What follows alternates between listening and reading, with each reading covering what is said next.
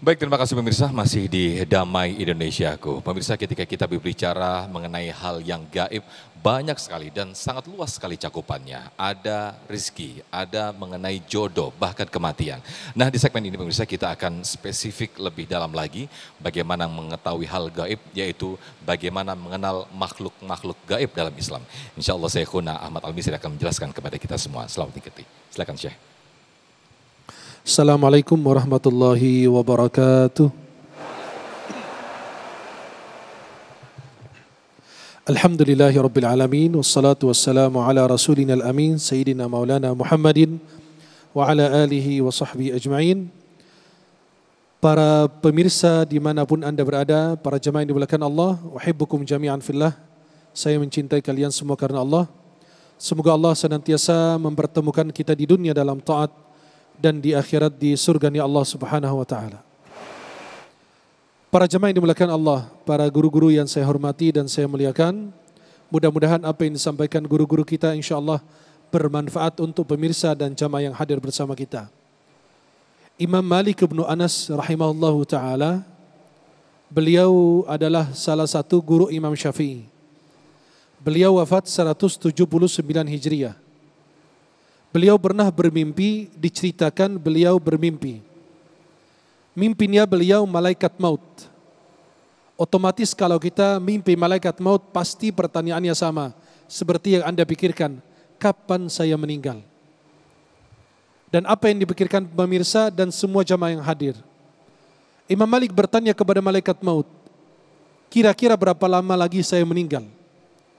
Malaikat maut dikatakan dalam mimpi memberi isyarat dengan 5. Lalu Imam Malik terbangun dari tidurnya. Beliau penasaran, 5 jam, 5 hari, 5 minggu, 5 menit, 5 bulan, 5 tahun. Beliau tidak mengetahui apa jawabannya. Lalu beliau mencari ulama ahli tafsir mimpi. Beliau bertanya kepada beliau, saya tadi malam mimpi malaikat maut, lalu saya bertanya kapan ajal saya tiba. Lalu malaikat maut tersebut memberi isyarat dengan 5. Kata ulama ahli tafsir mimpi bahwasannya malaikat maut tidak ingin menyampaikan bahwa waktumu tersisa 5 hari, 5 minggu, 5 bulan, bahkan 5 tahun. Akan tetapi yang ingin atau pesan yang mau disampaikan malaikat maut kepadamu adalah ada 5 hal yang hanya diketahui oleh Allah Jalla Jalaluhu. Halo?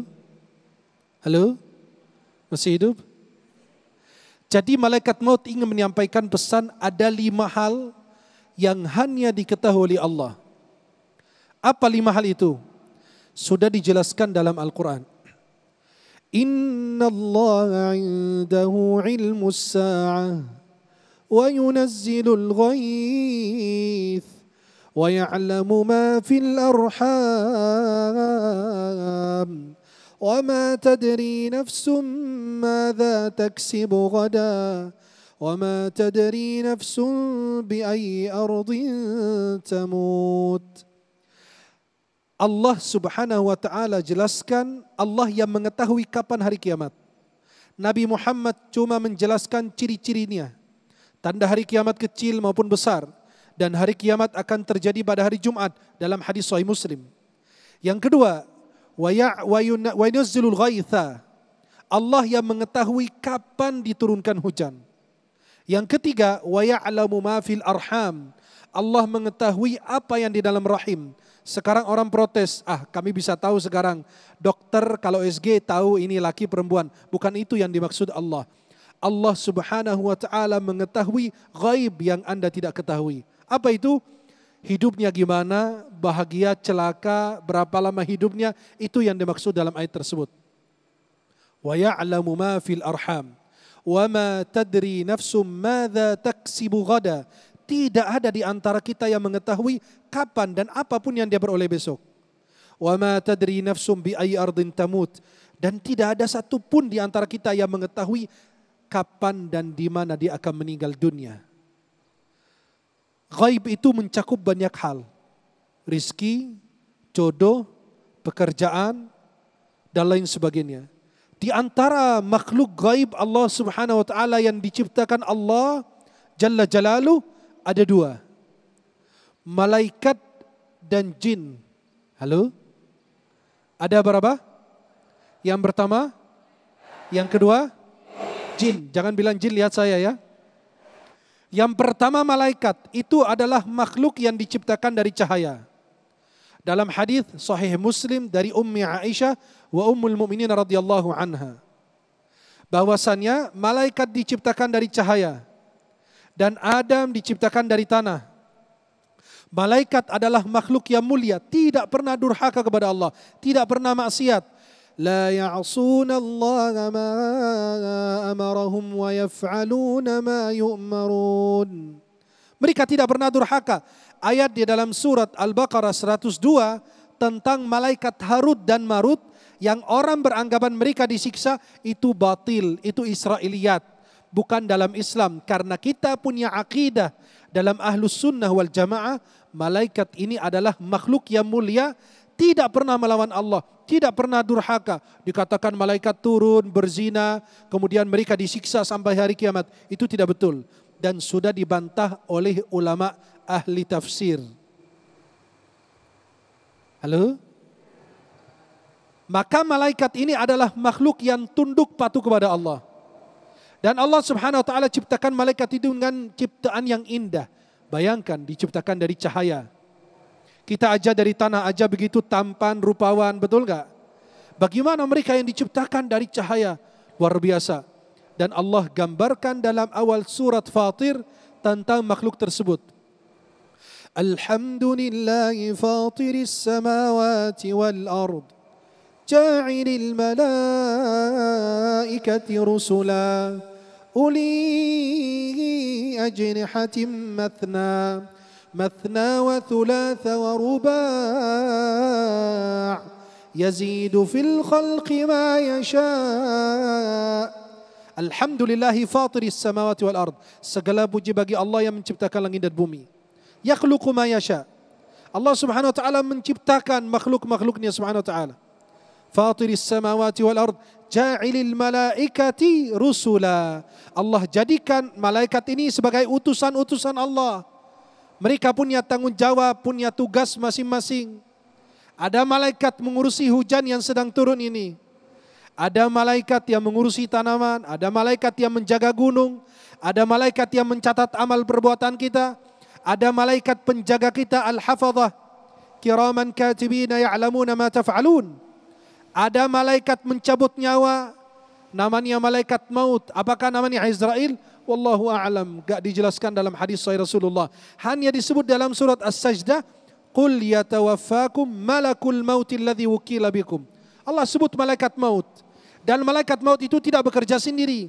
Dia punya pelayan dua. Malaikat membawa rahmah dan malaikat membawa azab. Para jamaah dan pemirsa dimanapun Anda berada. Malaikat Allah Subhanahu wa taala ada yang memiliki 2 sayap, 3 sayap, 4 sayap. Bahkan ada yang berikan tambahan oleh Allah. Dan dikatakan dalam hadis sahih, Nabi berjumpa dengan Jibril alaihissalam. Dan Jibril memiliki 600 sayap karena dia adalah malaikat tertinggi. Para jamaah yang dimuliakan Allah Subhanahu wa taala. Yang kedua adalah makhluk yang kita kenal namanya jin. Namanya apa? Jin. Jin itu apa? Yang tersembunyi, yang tidak terlihat. Maka yang di dalam rahim ibu itu kalau lagi mengandung namanya janin, karena dia tidak terlihat. Maka makhluk jin itu adalah makhluk yang tidak terlihat. Apakah dia bisa menampakkan dirinya? Bisa menampakkan dirinya. Dalam bentuk asli tidak, tapi dia akan menjelma dalam bentuk yang lain, menjadi kelinci, menjadi anjing, menjadi apa, itu menjadi binatang, menjadi mirip orang, manusia, bisa juga. Dan para jamaah ini dimuliakan Allah Subhanahu wa taala. Jin yang kita sering dengar, ada jin, ada syaitan, ada iblis. Induknya adalah iblis. Dan itu namanya jin. Syaitan itu apa? Itu dari golongan jin. Syaitan itu golongan apa? Jin. Makhluk itu namanya jin. Syaitan itu adalah yang kafir, yang maksiat, disebut dengan syaitan. Dalam kitab Fathul Bari, Imam Ibn Hajar Asqalani mengatakan tidak boleh kita mengatakan kepada jin yang beriman syaitan, gak boleh. Maka syaitan itu kata Ibnu Katsir dan ulama lain asal dari syaitana, ba'uda, jauh dari rahmat Allah. Maka kalau kita baca Al-Quran bilang apa?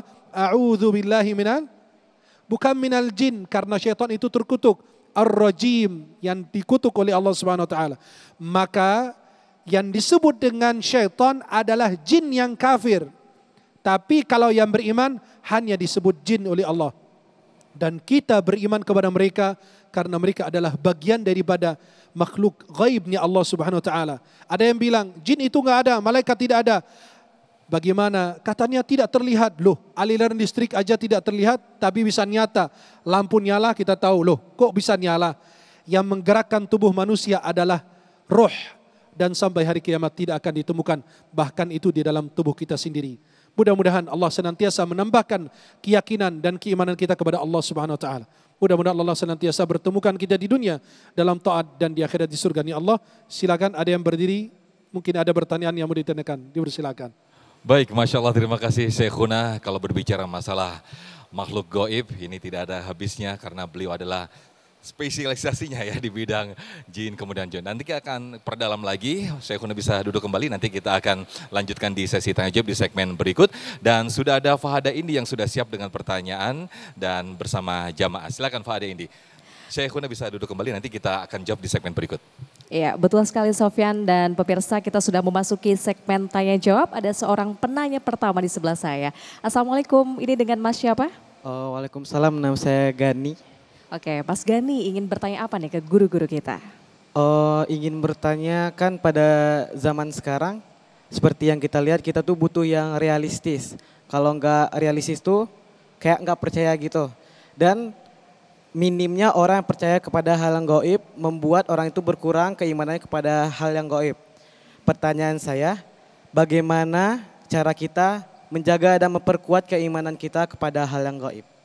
Bagaimana cara kita memperkuat keimanan ya supaya bisa terus mempercayai hal yang gaib. Baik, terima kasih pertanyaan Mas Gani. Nanti guru-guru kita minta untuk menjawab pertanyaan Mas Gani tersebut. Namun usai jeda pariwara berikut ini pemirsa, Majelis Ilmu Damai Indonesiaku akan kembali untuk Anda.